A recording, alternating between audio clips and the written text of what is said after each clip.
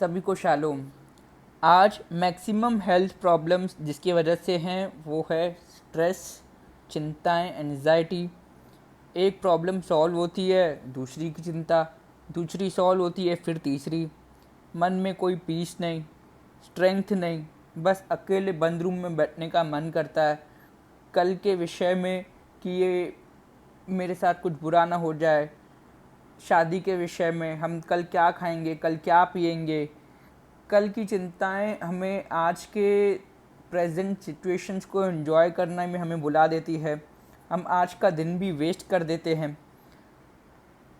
चिंताएं कर कर के हमने अपना इतना नुकसान कर दिया कि हम थकान महसूस करते हैं, हमें कुछ अच्छा नहीं लगता, नींद नहीं आती, इमोशनली हम पूरे टूटे हुए रहते हैं, चिड़चिड़ापन रहता है, ओवर थिंकिंग रहती है, हम अपने जीवन में रॉन्ग डिसीजंस लेते हैं, रिश्ते नहीं निभा पाते और हम अपने काम की जगह पर भी इफ़ेक्टिवली काम नहीं कर पाते और वैसी रिजल्ट्स भी नहीं पाते। परंतु परमेश्वर को ये पता था कि आने वाले समय में और इस समय के लोगों को भी इस प्रॉब्लम से वो लोग गुजरेंगे, इसलिए उसने अपने बेटे यीशु मसीह के द्वारा हमें ऑलरेडी इस बात का मैसेज दिया हुआ है। आइए मैं आपको बताता हूँ। मत्ती की किताब उसके 6वें अध्याय के 25वें वचन में लिखा हुआ है, इसलिए मैं तुमसे कहता हूँ कि अपने प्राण के लिए चिंता न करना कि हम क्या खाएंगे और क्या पिएंगे, और न अपने शरीर के लिए कि क्या पहनेंगे। क्या प्राण भोजन से और शरीर वस्त्र से बढ़कर नहीं? आकाश के पक्षियों को देखो, वे ना तो बोते हैं, ना तो काटते हैं और न खट्टों में बटोरते हैं, फिर भी तुम्हारा स्वर्गीय पिता उनको खिलाता है। क्या तुम उनसे अधिक मूल्य नहीं रखते? तुम में कौन है जो चिंता करके अपने आयु में एक घड़ी भी बढ़ा सकता है? इसलिए तुम चिंता करके यह न कहना कि हम क्या खाएंगे, क्या पिएंगे, क्या पहनेंगे, क्योंकि अन्य जाति इन सब वस्तुओं की खोज में रहते हैं। पर तुम्हारा परमेश्वर, तुम्हारा स्वर्गीय पिता जानता है कि तुम्हें इन सब वस्तुओं की आवश्यकता है। इसलिए पहले तुम परमेश्वर के राज्य और उसके धर्म की खोज करो, तो ये सब वस्तुएं तुम्हें यूं ही मिल जाएगी। अतः कल की चिंता न करो, क्योंकि कल का दिन अपनी चिंता आप कर लेगा। आज के लिए आज ही का दुख बहुत है।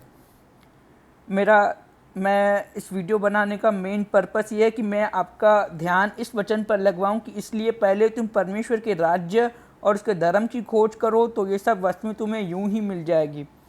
इस वचन का आखिर मतलब क्या है? मैं काफ़ी टाइम से इसको रिसर्च कर रहा था and I have come to this point, seek first the kingdom of God.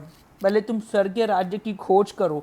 इसका मतलब है कि हमारी प्रायोरिटी सबसे पहले ये होनी चाहिए कि हम परमेश्वर को जानें, परमेश्वर कौन है और उसके तौर तरीके कैसे हैं, उसके काम करने के, उसके किंगडम में रहने के कैसे तौर तरीके हैं, परमेश्वर की इच्छा हमारे जीवन के लिए क्या है।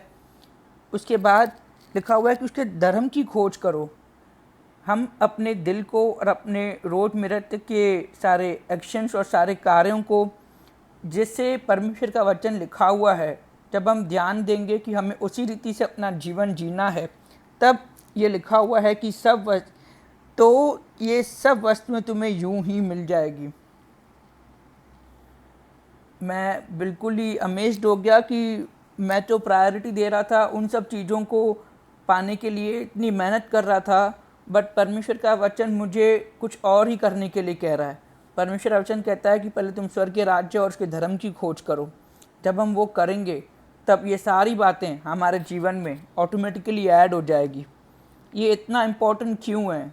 क्योंकि हमारे फोकस को एंजाइटी से पर्पस की ओर लेके जाता है। हमारे जीवन में सारी जो भी स्ट्रेस एंड वरीज़ है उसे एलिमिनेट कर देता है। हम सक्सेस को हमेशा इस तरीके से गिनते हैं कि हमारी वेल्थ कितनी है, बट सक्सेस इससे नहीं काउंट की जाती। सक्सेस इससे काउंट की जाती है कि आप परमेश्वर के किंगडम के हिसाब से चलते हैं या नहीं। और मेरा विश्वास है कि जब आप इस वचन के अनुसार अपने जीवन में चलेंगे, परमेश्वर दुनिया की कोई खरी वस्तु आपसे रख न छोड़ेगा। वो बेस्ट से बेस्ट आपके जीवन में ऐड करेगा और आपकी लाइफ को भी एकदम नेक्स्ट लेवल एंड टॉप पे लेकर जाएगा। आपको एनकरेज करने के लिए मैं एक शायरी बताता हूँ जो कहती है कि चिंता लेकर चिंता न करो, मसीह को तुम्हारी चिंता है। चिंता लेकर चिंता न करो, मसीह को तुम्हारी चिंता है। भूल जाओ अपने गमों को, मसीह आज भी ज़िंदा है, मसीह आज भी ज़िंदा है। God bless and shalom to you.